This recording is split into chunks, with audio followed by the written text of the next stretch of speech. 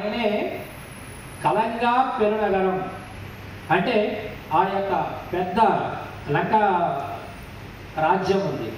కాట్టువాన్ కండీర్ ఇలంగాపురం ఎరిత్తాంగేదే ఆ లంకా దహనం చేయించాడు.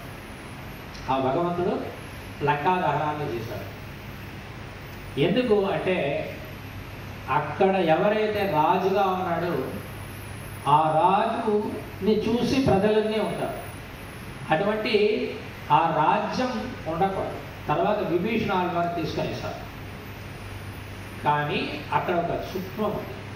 చాలామంది అంటారు ఏమి రావణాసురుడు కదా తప్పు చేశారు మిగతా వాళ్ళు.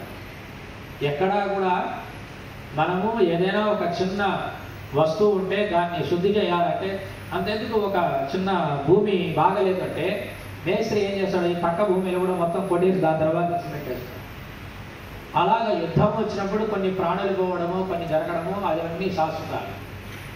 అలాగే ఇక్కడ ఆళ్వారు ఏం చెప్తున్నారు అంటే ఆయనే గోవర్ధనగిరిని తీసిన వాడు, ఆయనే రాకాసి వృక్షాల్ని సంహరించిన వాడు, ఆయనే ఆ యొక్క లంకాపురాన్ని జయించిన వాడు.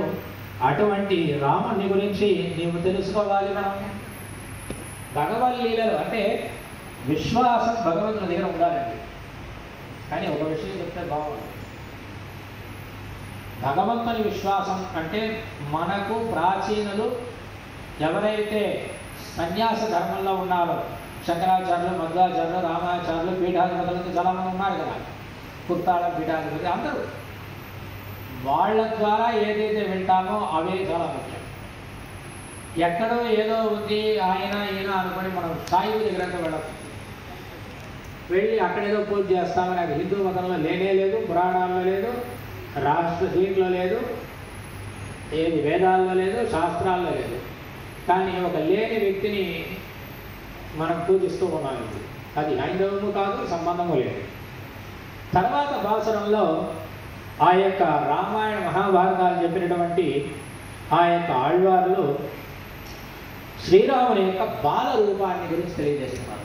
ఇప్పుడు అయోధ్యలో ఉండేదేమి బాలరూపమే కదా, బాలరాముడే. చాలామంది అనుకునేవారు రాముడు కదా చాలా పెద్ద రాముడుగా, సీతారాముడు కాదు. అయోధ్యలో ఉన్నప్పుడు ఆయన చిన్న బాలరాముడుగా ఉండే చరిత్ర ఉంది కాబట్టి బాలరాముడు పెట్టారు.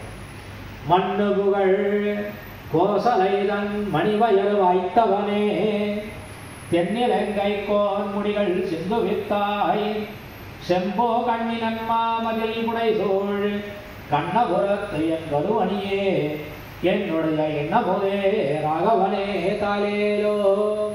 ఇది కులశేఖరాలు గారు.